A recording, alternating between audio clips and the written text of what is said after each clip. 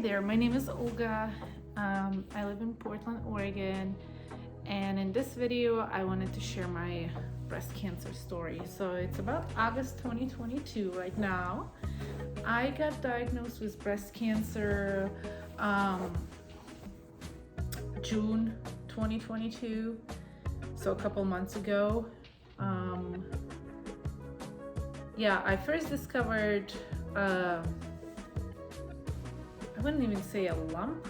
It felt just like the thick tissue in my left breast sometime in March. I didn't think anything of it, so I didn't go to the doctor until May because I had an ongoing ear infection.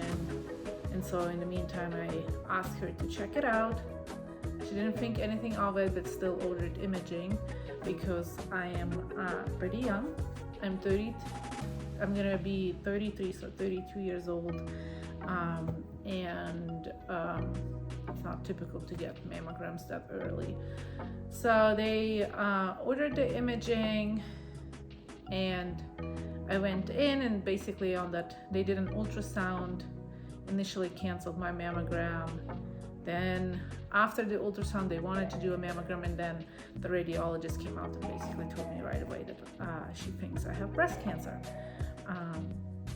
A week later a biopsy followed, and that confirmed the diagnosis, and it came back as invasive ductal carcinoma in my left breast and also in my lymph nodes. They put me at stage 2B, and I think I'm really thankful that that doctor sent me for the imaging, because if she wouldn't have done that, I probably wouldn't have pushed for it and advocated for it, because it didn't hurt. I don't have any family history, so I would have thought probably it's something that would go away. And then so after that a series of appointments followed up with the breast surgeon and with my oncologist, with all the imaging, MRIs, PET scans, and so on. So my oncologist and breast surgeon decided that due to my age and the way it kind of spread to my lymph nodes, because at this point my breast surgeon said he would need to remove quite a bit of lymph nodes. So him and my oncologist decided that I would do chemo first and then do surgery after that.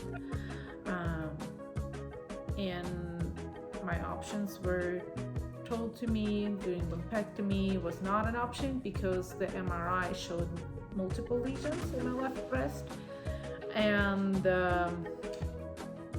I still had an option of keeping my right breast, but that went away once my genetics came back, and my genetics came back positive for two genes, BRCA1 and CHEK2, and at that point they said the risk of it getting back in the right breast is too high, so double mastectomy for me.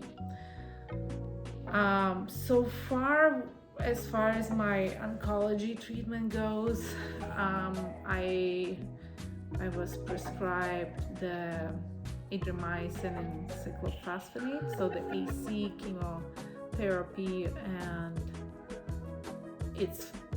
I have 4 rounds of that, and then it's followed by 12 rounds of Taxol. So my first, I had my first chemo, and yesterday I had my second chemotherapy. I get them every 2 weeks, the first 4 rounds, and then it switches to every week for 12 more rounds, so a total of 16 rounds. And after that, the hope is that I'll do the surgery, reconstruction, and no more chemo for me. Radiation is under question. It's all gonna depend what the surgery will discover, and the biopsies and all that stuff. So I'm kind of glad I'm doing the hard part of chemo first versus doing it after surgery and doing all the recovery. And the goal is that it will shrink from the lymph nodes, and my breast surgeon has to cut out less lymph nodes. In the meantime, because I'm young, there was a lot of other important decisions to make, like fertility. I have one child already who is 4.5 years old, and so everything was kind of rushed, and we were put kind of under a quick decision regarding fertility. And I actually want to make a separate video about that and talk about it more in details. So in the long run, we decided not to do it, and I'm doing Lupron shots, and then we will see, because as soon as my oncologist says I can try for another child is in about 5 years, which I'm not sure if I want another child in 5 years or not. So we just decided to go the way of Lupron and then see what happens. Yeah, and so genetics came back positive. I talked about that. And my sister and my mother are currently being tested because I'm kind of curious, and my dad will possibly test as well. I'm kind of curious from who I inherited and what, because both of my parents and brothers and sisters are all healthy, no cancer history there. So that would be kind of like an interesting discovery for us in general. Okay, if you want to know more about my journey, please comment below what you would like to know about. As far as chemotherapy goes, how I feel after my first round, I was sick for about 4 to 5 days. And so I'm sick the day of the chemo, really sleepy and nauseous. Then the next day of chemo, for some reason, I always feel good. So this is my second time I'm doing it, and the next day I feel good.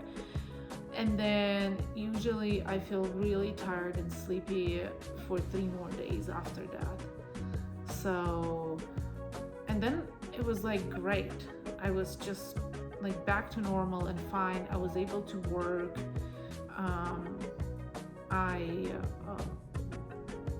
Just the first 4 to 5 days, I had some random pains like headaches and back pains, but other than that, it was not too bad.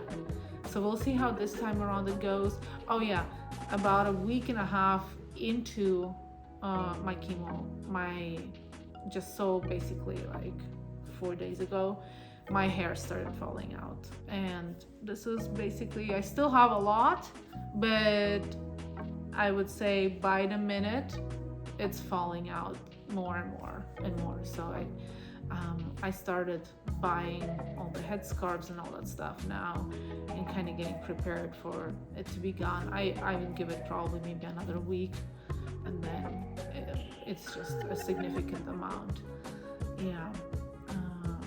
For the chemo, I didn't do anything special. I didn't buy anything special, no special shirts or anything like that. They have everything. They have warm blankets. I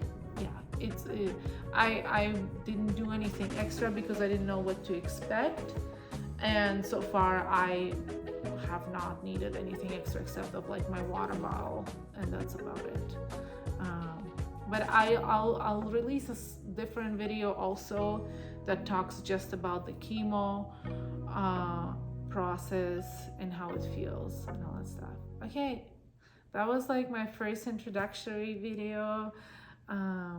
Yeah, just comment below if you want to know something specific. I am open about my journey, and I'm glad to share it with you. And hopefully you'll find it resourceful. Thanks. Bye.